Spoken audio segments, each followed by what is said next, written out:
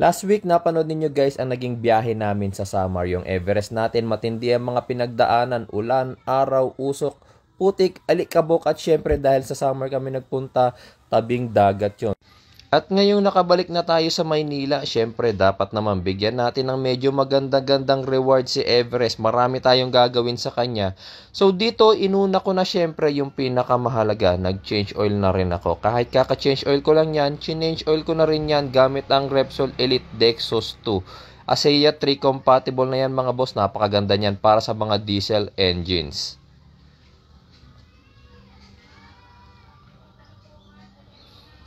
Siyempre, after change oil, kailangan mahugasan yan. So, kailangan pati yung ilalim ng sasakyan natin mahugasan kasi nga dumaan tayo sa mga mapuputik at siyempre, dahil nga tabing dagat ang Samar, kailangan din mahugasan yan ng maayos.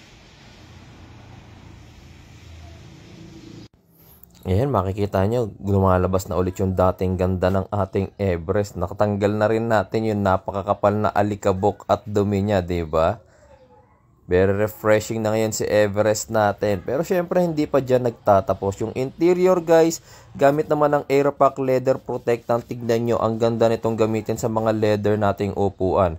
Pupunasan lang naman natin yan gamit ang basahan at yung ating leather protectant. Tapos mamaya pag natuyo yan, ipapakita ko sa inyo yung difference nyan. Lahat ng leather natin mga bossing, pwede nyo paggamitan yan. Inuuna lang natin yung mga upuan.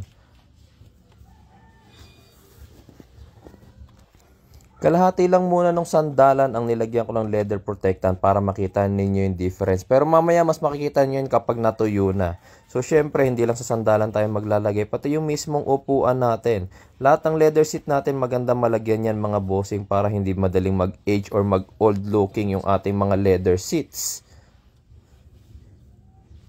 Ito, pinapakita ko na sa inyo yung itsura ng ating sandalan ng upuan natin. Natuyo na rin yung ating leather protectant. Makikita ninyo ang ganda ng itsura nung nalagyan ng leather protectant compared sa hindi, diba? So ayan, syempre, lalagyan na rin natin pati yung kabilang side para yung buong upuan natin, pati yung sandalan, yung headrest, pati yung likod niyan mga bossing, maganda malagyan ninyo ng leather protectant. Pati yung ating armrest nilalagyan din yan mga boss. Siyempre, hindi lang yung upuan yung pwede nyo lagyan, pati yung ating steering wheel, yung ating dashboard, pati yung ating shifter nilalagyan ko rin yan. Basta rubber or leather yung part na yon pwede ninyong lagyan. Pati nga mismong door sidings natin mga bossing is pwede ninyong lagyan ng leather protectant na yan. Napakaganda ng finish niyan mga boss.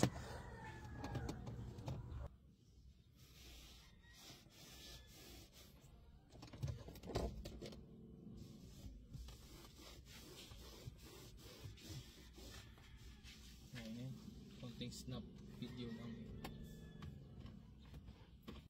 At para naman sa ating mga power windows mga boss, syempre kailangan din ng maintenance niyan para hindi mabilis masira yung ating power window motor. Tapos yung pag-angat at pagbaba ng ating power windows hindi rin maging maganit.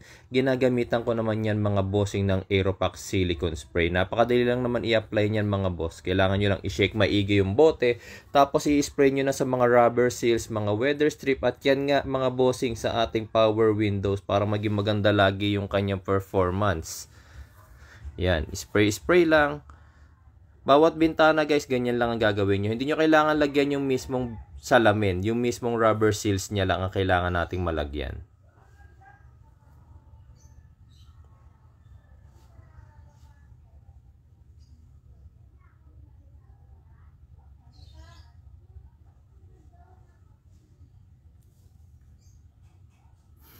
Tapos, pwede nyo rin gamitin ng silicone spray para sa mga door hinges natin para hindi rin masyadong matigas bumukas. O kaya pag lumalangit-ngit yung mga door hinges ninyo, pag binubuksan ng pinto, magandang gamitin ang silicone spray na yan mga boss.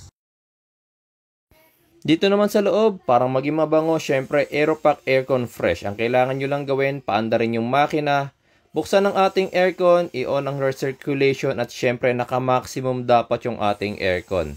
Tapos gamit naman yung aircon fresh natin, pipindutin nyo lang yan mga boss. Kailangan lang mag-snap yung mismong button na yan para hindi siya ma-release. Medyo nahirapan pa akong i-snap yan. Yan. Make sure nyo lang na nakasnap. Kasi pag binitawan nyo yan, kusang lalabas yung pabango ng ating aircon fresh na yan. Tapos syempre kailangan nakasarado yung ating mga pinto at mga bintana. Tapos hihintayin nyo na lang yan na kusang maubos.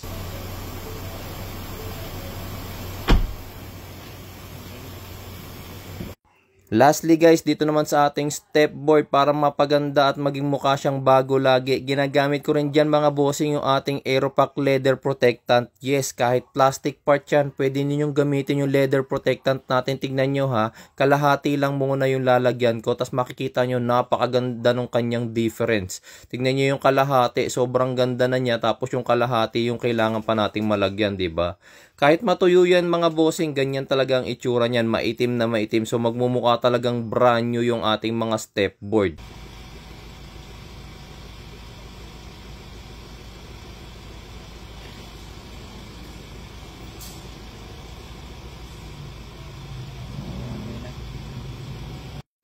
Ayan nga at napakaganda na ulit ng ating Everest. Parang hindi sumabak sa long ride, 'di ba? Napakakinis na ng kanyang body, loob at labas is napaganda natin ulit. Ayan, tignan nyo oh. Ganyan tayo mag-alaga dapat ng ating sasakyan mga bossing para hindi agad maluma, bumaho at pumangit ang ating mga sasakyan. Salamat po sa inyong panonood.